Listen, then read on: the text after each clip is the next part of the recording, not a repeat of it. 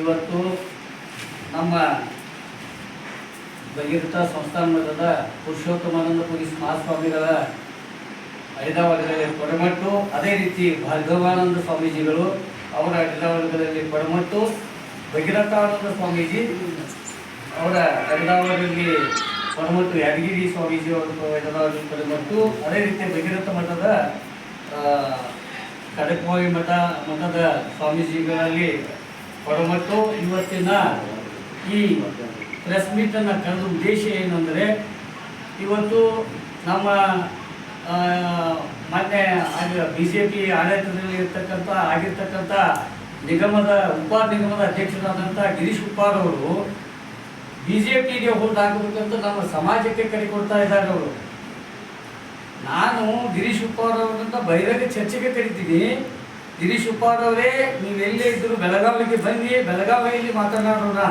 ಯಾಕಂದರೆ ನಮ್ಮ ಕಾಂಗ್ರೆಸ್ ಪಕ್ಷದ ಅವಧಿಯಲ್ಲಿ ಭಗೀರಥ ಪೀಠವನ್ನು ಸ್ಥಾಪನೆ ಮಾಡಲಿಕ್ಕೆ ನಮ್ಮ ಸ್ವಾಮೀಜಿಯವರಿಗೆ ಕಾಂಗ್ರೆಸ್ ಪಕ್ಷ ನಮ್ಮ ಸ್ವಾಮೀಜಿಯವರಿಗೆ ಮೊದಲಿನಿಂದ ನಮ್ಮ ಸಮಾಜಕ್ಕೆ ಸಪೋರ್ಟ್ ಮಾಡ್ತಾ ಬಂದಿದೆ. ಗಿರೀಶ್ ಉಪ್ಪಾರ್ ಅವರೇ, ನೀವು ಇವತ್ತು ಬಂದು ಇಮಿಡಿಯೇಟ್ ಆಗಿ ಬಂದು ನಿಗಮದ ಅಧ್ಯಕ್ಷ ಆಗಿ ನಿಮಗೆ ಅನುಕೂಲ ಮಾಡಿಕೊಟ್ಟಂಥವ್ರಿಗೆ ನೀವು ಉಪಕಾರ ಮಾಡ್ತಾ ಇಲ್ಲ. ನಮ್ಮ ಸ್ವಾಮೀಜಿಯವರ ವಿರೋಧವೇ ಅಡ್ಡಾಡ್ತಾ ಇದ್ದೀರಿ ನೀವು.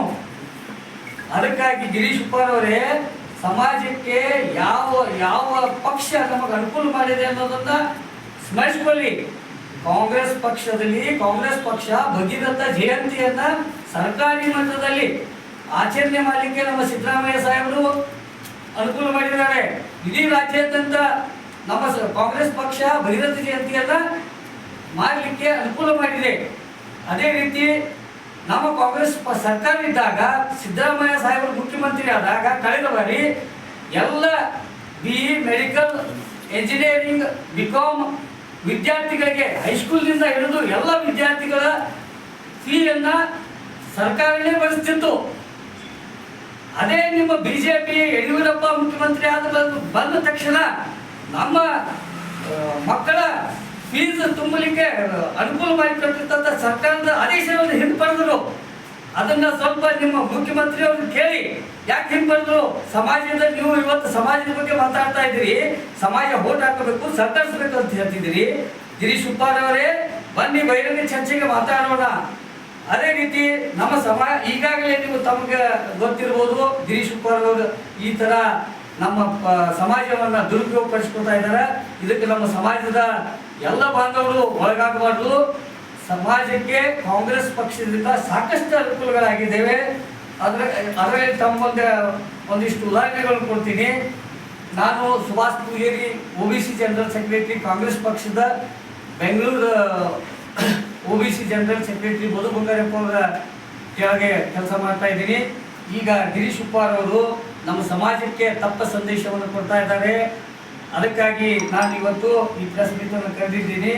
ರಾಜ್ಯದಲ್ಲಿ ಇವತ್ತು ನಮ್ಮ ಸಮುದಾಯ 25ರಿಂದ 30 ಲಕ್ಷ ಸಮುದಾಯ ಇದೆ. ನಮ್ಮ ಗ್ಯಾರಂಟಿಗಳ ಬಗ್ಗೆ ಗಿರೀಶ್ ಉಪ್ಪಾರ್ ಅವರು ಮಾತಾಡ್ತಾ ಇದ್ದಾರೆ, 5 ಗ್ಯಾರಂಟಿಗಳ ಬಗ್ಗೆ. ಅದಕ್ಕೊಂದು ಉದಾಹರಣೆ ಕೊಡಬೇಕಾಗಿತ್ತಂದ್ರೆ, ಚಾಮರಾಜನಗರ ಜಿಲ್ಲೆಯಲ್ಲಿ ಒಬ್ಬ ಬಡ ಕುಟುಂಬದ ಉಪ್ಪಾರ ಸಮಾಜ ಹೆಣ್ಣು ಮಗಳು ಇವತ್ತು 98.5% ತಗೊಂಡಿದ್ದಾಳೆ. ಅವಳು ಅದೇ ನಿಮ್ಮ ಪ್ರೆಸ್ ಮೀಡಿಯಾದಲ್ಲಿ ಬಂದಿದೆ. ಅವಳಿಗೆ ಗೃಹಲಕ್ಷ್ಮಿಯಿಂದ ಅವರ ತಂದೆ ಒಬ್ಬ ಬಡಪಾಯಿ ಕೂಲಿ ಕಾರ್ಮಿಕ, ಅಂಥವಳ ಮಗಳು ಇವತ್ತು 98.5% ಮಾರ್ಕ್ಗಳನ್ನು ತಗೊಂಡ ಮಾದೇವಿ ಅಂತೇಳಿ ಅವಳ ಹೆಸರು. ಈ ಗೃಹಲಕ್ಷ್ಮಿಯಿಂದ ಗಿರೀಶ್ ಉಪ್ಪಾರ್ ಅವರು ಹೇಳ್ತಾರೆ, ಬರೀ 60% 6 ಮಂದಿಗೆ ಅಷ್ಟು ಅನುಕೂಲ ಆಗೈತೆ ಅಂತ ಹೇಳ್ತಾರೆ. ನಮ್ಮ ಸಮಾಜದ ಸಮುದಾಯಕ್ಕೆ ಪ್ರತಿಯೊಬ್ಬರಿಗೂ ಅನುಕೂಲ ಆಗ್ಯದ. ಗೃಹಲಕ್ಷ್ಮಿ, ಗೃಹ ಜ್ಯೋತಿ, ಅದೇ ರೀತಿ ಈಗಾಗಲೇ ನಮ್ಮ ಸಮಾಜದ 99% ಜನರಿಗೆ 2,000 ರೂಪಾಯಿ ದೊರೀತಾ ಇದೆ. ಅದರಿಂದ ನಮ್ಮ ಸಮಾಜದ ಬಡ ಕುಟುಂಬಗಳಿಗೆ, ಅಕ್ಕ ತಂಗಿಯರಿಗೆ, ಅಣ್ಣ ತಮ್ಮಂದಿರಿಗೆ ಭಾಳ ಅನುಕೂಲ ಆಗ್ಯದ. ಕಾಂಗ್ರೆಸ್ ಸರ್ಕಾರ ಯಾವತ್ತೂ ಬಡವರ ಪರವಾಗಿರ್ತದೆ, ಹಿಂದುಳಿದವರ ಪರವಾಗಿರ್ತದೆ. ಅದೇ ರೀತಿ ನನ್ನ ಸಮಾಜಕ್ಕೂ ಕಾಂಗ್ರೆಸ್ ಪಕ್ಷ ತುಂಬ ಅನುಕೂಲವನ್ನು ಮಾಡಿದೆ ಅಂತ ಹೇಳ್ತಾ, ಗಿರೀಶ್ ಉಪ್ಪಾರ್ ಅವರ ಈಗಾಗಲೇ ಅವ್ರಿಗೆ ಹೇಳಿದ್ದೀನಿ, ಅವ್ರು ಬಹಿರಂಗವಾಗಿ ಚರ್ಚೆಗೆ ಬರ್ತಿದ್ರೆ ಬರಲಿ, ಅವ್ರ ಜೊತೆ ನಾನು ಮಾತಾಡ್ತೀನಿ. ಈಗ ನಮ್ಮ ಸಮುದಾಯದ ಮುಖ್ಯ ಮುಖ್ಯಮಂತ್ರಿಗಳಿದ್ದಾಗ ಈಗಾಗಲೇ ತಮ್ಗೆ ಹೇಳಿದ್ದೀನಿ. ಅವ್ರು ಗಿರೀಶ್ ಉಪ್ಪಾರವ್ರಿಗೂ ಮತ್ತೊಮ್ಮೆ ಹೇಳ್ತೀನಿ, ನಮ್ಮ ಭಗೀರಥ ಜಯಂತಿಯನ್ನು ಸರ್ಕಾರಿ ಮಟ್ಟದಲ್ಲಿ ಆಚರಣೆ ಮಾಡಲಿಕ್ಕೆ ನಮ್ಮ ಸಿದ್ದರಾಮಯ್ಯ ಸಾಹೇಬರ ಸರ್ಕಾರ ಇದ್ದಾಗ ಆದೇಶ ಮಾಡಿದರು. ಮತ್ತು ನಾನು ಹೇಳಬೇಕಂದ್ರೆ ನಮ್ಮ ಉಪ್ಪಾರ ಅಭಿವೃದ್ಧಿ ನಿಗಮ, ನೀವು ಉಪ್ಪಾರ ಅಭಿವೃದ್ಧಿ ನಿಗಮದ ಅಧ್ಯಕ್ಷರಾಗಿದ್ದಿರಿ, ಅದನ್ನು ಸ್ಥಾಪನೆ ಯಾರು ಮಾಡಿದ್ರು ಅನ್ನೋದು ನಿಮಗೆ ಅಂದ್ಬಿಟ್ಟು ಅರಿವು ಇರ್ಬೇಕು ಗಿರೀಶ್ ಉಪ್ಪಾರ್ ಅವರೇ. ಅದಕ್ಕೋಸ್ಕರ ತಮಗೆ ಹೇಳ್ತೇನೆ, ಕಾಂಗ್ರೆಸ್ ಬಗ್ಗೆ ನೀವು ಹಗುರವಾಗಿ ಮಾತನಾಡಬೇಡಿ. ನೀವು ಕಾಂಗ್ರೆಸ್ ಪಕ್ಷವನ್ನು ಯಾವಾಗಲೂ ನಮ್ಮ ಸಮುದಾಯದ ಜೊತೆ ಕಾಂಗ್ರೆಸ್ ಪಕ್ಷ ಇದೆ, ಈಗಲಾದರೂ ಕಾಂಗ್ರೆಸ್ ಪಕ್ಷ ನಮ್ಮ ಸಮುದಾಯದ ಜೊತೆ ಇದೆ. ಮತ್ತು ತಾವು ಹೇಳ್ತಾ ಇದ್ದೀರಿ ಬಿಹಾರದಲ್ಲಿ ಮುಖ್ಯಮಂತ್ರಿ ಉಪಮುಖ್ಯಮಂತ್ರಿ ಮಾಡಿದರು, ಮಂತ್ರಿಯನ್ನು ಮಾಡಿದರು ಅಂತ. ಬಿಹಾರದ ಬೇಡ ಗಿರೀಶ್ ಉಪ್ಪಾರ್ ಅವರೇ, ಕರ್ನಾಟಕ ರಾಜ್ಯದಲ್ಲಿ ಒಬ್ಬರಿಗಾದ್ರೂ ಬಿಡಿ ಒಂದು ಜಡ್ಪಿ ಟಿಕೆಟ್ ಆದರೂ ಕೊಟ್ಟಿದ್ಯಾ ಬಿಜೆಪಿಯಿಂದ? ಬಿಜೆಪಿಯವರು ನಮ್ಮ ಕಾಂಗ್ರೆಸ್ ಪಕ್ಷದವರು ಒಬ್ಬರನ್ನ ನಾವು ಈಗ ಹೇಳ್ಬೇಕಾದ್ರೆ ನಿಮ್ಮ ಬಿಜೆಪಿ ಪಕ್ಷದಿಂದ ಒಂದು MLA ಟಿಕೆಟು, ಒಂದು MP ಟಿಕೆಟು, MLC ಆದ್ರೂ ಏನೂ ಮಾಡಿಲ್ಲ.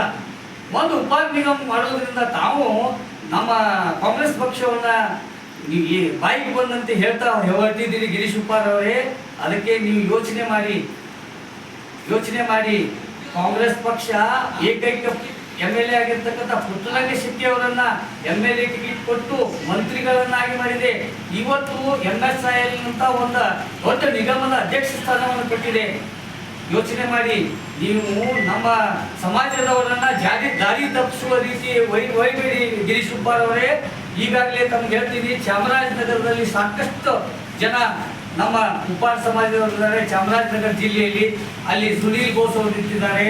ಅದಕ್ಕೋಸ್ಕರ ನಮ್ಮ ಸಮಾಜದ ಎಲ್ಲ ನಮ್ಮ ಸಮುದಾಯ ಬಾಂಧವರಲ್ಲಿ ವಿನಂತಿಸಿಕೊಳ್ಳೋದೇನೆಂದ್ರೆ, ಎಲ್ಲರೂ ಈ ಸಲ ಕಾಂಗ್ರೆಸ್ ಪಕ್ಷಕ್ಕೆ ತಮ್ಮ ಅಮೂಲ್ಯವಾದ ಮತವನ್ನು ಕೊಡಬೇಕು. ಎಲ್ಲ ನನ್ನ ಸಮುದಾಯ ಬಾಂಧವರು ಎಲ್ಲರೂ ನನ್ನ ವಿನಂತಿಸುತ್ತೇನೆ. ಯಾಕಂದ್ರೆ ಚಾಮರಾಜನಗರದಲ್ಲಿ ಈಗ ಹೇಳಿದಂತೆ ಮಾದೇವಿ ಅನ್ನೋ ವಿದ್ಯಾರ್ಥಿನಿಗೆ ಅನುಕೂಲ ಆಗಿದೆ. ಯಾವುದು ಗೃಹಲಕ್ಷ್ಮಿಯಿಂದ ಅವಳ ಮನೆ ದುಡಿಯೋದ್ರಿಂದ ಅವಳ ವಿದ್ಯಾಭ್ಯಾಸಕ್ಕೆ ಅನುಕೂಲ ಆಗಿದೆ. ಅದೇ ರೀತಿ ಈಗಾಗಲೇ ತಮ್ಗೆ ಹೇಳ್ಬೇಕಂದ್ರೆ ಬಾಗಲಕೋಟೆಯಲ್ಲಿ ಸಾಕಷ್ಟು ಜನ ಇದ್ದೀವಿ ನಾವು. ಬಾಗಲಕೋಟೆ ಜಿಲ್ಲೆಯಲ್ಲಿ, ಬೆಳಗಾವಿ ಜಿಲ್ಲೆಯಲ್ಲಿ, ಬಾಗಲಕೋಟೆ ಜಿಲ್ಲೆಯಲ್ಲಿ ಸಂಯುಕ್ತ ಪಾಟೀಲ್ ಅನ್ನೋ ಅಭ್ಯರ್ಥಿ ನಮ್ಮ ಕಾಂಗ್ರೆಸ್ ಪಕ್ಷದಿಂದ ಇರ್ತಾರೆ. ಎಲ್ಲ ಉಪ್ಪಾರ ಸಮಾಜದವರು, ಬಾಗಲಕೋಟೆ ಜಿಲ್ಲೆಯವರು ಅವಳಿಗೆ ಆ ತಂಗಿಗೆ ಸಪೋರ್ಟ್ ಮಾಡಿ ಕಾಂಗ್ರೆಸ್ ಪಕ್ಷಕ್ಕೆ ವೋಟ್ ಹಾಕಬೇಕಂತ ವಿನಂತಿಸ್ಕೊಳ್ತೀನಿ. ಅದೇ ರೀತಿ ನಮ್ಮ ಬೆಳಗಾವಿ ಜಿಲ್ಲೆಯಲ್ಲಿ ರನ್ನಾಲ್ ಹೆಬ್ಬಾಳ್ಕರ್ ಮತ್ತು ನಮ್ಮ ಚಿಕ್ಕೋಡಿ ಭಾಗದಲ್ಲಿ ಪ್ರಿಯಾಂಕಾ ಜಾರಕಿಹೊಳಿ ಅವರು ನಿಂತಿದ್ದಾರೆ. ನಮ್ಮ ಸಮುದಾಯದ ಎಲ್ಲ ನನ್ನ ಅಣ್ಣ ತಮ್ಮಂದಿರಿಗೆ, ಅಕ್ಕ ತಂಗಿಯರಿಗೆ ವಿನಂತಿಸ್ಕೊಳ್ಳೋದೇನೆಂದ್ರೆ, ಎಲ್ಲರೂ ಕೂಡಿ ಕಾಂಗ್ರೆಸ್ ಪಕ್ಷಕ್ಕೆ ಸಪೋರ್ಟ್ ಮಾಡಬೇಕು. ಕಾಂಗ್ರೆಸ್ ಪಕ್ಷದ ಎಂಪಿಗೆ ಎಲ್ಲ ನನ್ನ ಪಕ್ಷದವ್ರನ್ನ ಆರಿಸ್ತರಬೇಕು. ಅದೇ ರೀತಿ ಬಿಜಾಪುರದಲ್ಲಿ ನಿಂತಿದ್ದಾರೆ. ಬಿಜಾಪುರದಲ್ಲಿ ಅದೇ ರೀತಿ ಇಡೀ ರಾಜ್ಯದ ಉದ್ದಗಲಕ್ಕೂ ಎಲ್ಲ ನನ್ನ ಸಮಾಜ ಬಾಂಧವರು ತಿಳಿಸ್ಕೊಳ್ಳೋದು ಏನಂದ್ರೆ, ಕಾಂಗ್ರೆಸ್ ಪಕ್ಷ ನಮ್ಮ ಸಮಾಜಕ್ಕೆ ಅನುಕೂಲ ಮಾಡಿದ, ಇನ್ನೂ ಮುಂದೆ ಅನುಕೂಲ ಮಾಡ್ತದ. ಈಗಾಗಲೇ ನಾನು ಫೀಸ್ ಬಗ್ಗೆ ಮಾತಾಡಿದ್ದೀನಿ. ಇದನ್ನು ನಮ್ಮ ಮುಖ್ಯಮಂತ್ರಿಯವರಿಗೆ ಮನವಿಯನ್ನು ಕೊಟ್ಟಿದ್ದೀನಿ. ಇದನ್ನು ನಮ್ಮ ಸಮುದಾಯದವರು ಹಿರಿಯರು ಕೂಡಿಕೆಸಿ ಮುಖ್ಯಮಂತ್ರಿಯವರಿಗೆ ನಾವು ಮನವಿ ಕೊಟ್ಟಿದ್ದೀವಿ. ಏನಂತಂದ್ರೆ ಫೀಸನ್ನು ಮಾಫಿ ಮಾಡಬೇಕು. ಎಲ್ಲಿಂದ ಅಂದ್ರೆ ಪ್ರೌಢಶಾಲೆಯಿಂದ ಡಿಗ್ರಿವರೆಗೆ ಫೀಸ್ ಮಾಫಿ ಮಾಡುವಂಥ ಮನವಿಯನ್ನು ನಾವು ಸಿದ್ದರಾಮಯ್ಯ ಸಾಹೇಬರಿಗೆ ಕೊಟ್ಟಿದ್ದೀವಿ. ಅದಕ್ಕೆ ಸ್ಪಂದಿಸಿದಾಗ ಈ ಇಲೆಕ್ಷನ್ ಮುಗಿದ ತಕ್ಷಣ ಅದನ್ನು ಚರ್ಚೆ ಮಾಡಿ ನಾವು ಎಲ್ಲರ ಕೂಡಿಕೆಸಿಂದ ಎಲ್ಲರ ಹಿರಿಯರ ಸಮ್ಮುಖದಲ್ಲಿ, ಹಿರಿಯ ಮುಖಂಡರನ್ನು ಒಳಗೊಂಡು ನಾವು ಎಲ್ಲರಿಗೂ ಕೂಡಿ, ಇಡೀ ನನ್ನ ಸಮುದಾಯವೆಲ್ಲವೂ ಕೂಡಿ ನಾವು ಕಾಂಗ್ರೆಸ್ ಪಕ್ಷಕ್ಕೆ ನಾವು ಎಲ್ಲರೂ ಕಾಂಗ್ರೆಸ್ ಪಕ್ಷದ ಬೆನ್ನ ಹಿಂದೆ ನಿಂತು, ಸಿದ್ದರಾಮಯ್ಯ ಸಾಹೇಬರ ಬೆನ್ನ ಹಿಂದೆ ನಿಂತು, ಅದೇ ರೀತಿ ನಮ್ಮ DK ಶಿವಕುಮಾರ್ ಸಾಹೇಬರ ಬೆನ್ನ ಹಿಂದೆ ನಿಂತು ಅವರ ಕೈ ಬಲಿಪಡಿಸೋಣ. ನಮ್ಮ ಹಿಂದುಳಿದ ವರ್ಗದ ನಮ್ಮ ನಾಯಕರಂತ ಸತೀಶ್ ಜಾರಕಿಹೊಳಿ ಅವರ ಬೆನ್ನ ಹಿಂದೆ ನಿಂತು ನಾವು ಅವರ ಜೊತೆಯಲ್ಲಿ ಹೋಗಿ ನಮ್ಮ ಕಾಂಗ್ರೆಸ್ ಪಕ್ಷಕ್ಕೆ ಎಲ್ಲರೂ ಕೂಡಿ, ನಮ್ಮ ಸಮುದಾಯವೆಲ್ಲವೂ ಕೂಡಿ ಅವರಿಗೆ, ಅದೇ ರೀತಿ ನಮ್ಮ ಸಮಾಜದವರು ಎಲ್ಲರೂ ಕೂಡಿಕೆಸಿಂದ ನಾವು ಕಾಂಗ್ರೆಸ್ ಪಕ್ಷವನ್ನು ಬೆಂಬಲಿಸೋಣ ಅಂತ ಹೇಳ್ತಾ ನಾನು 2 ಮಾತುಗಳನ್ನು ಮುಗಿಸ್ತೀನಿ. ಜೈ ಹಿಂದ್, ಜೈ ಕರ್ನಾಟಕ, ಜೈ ಭಗೀರಥ.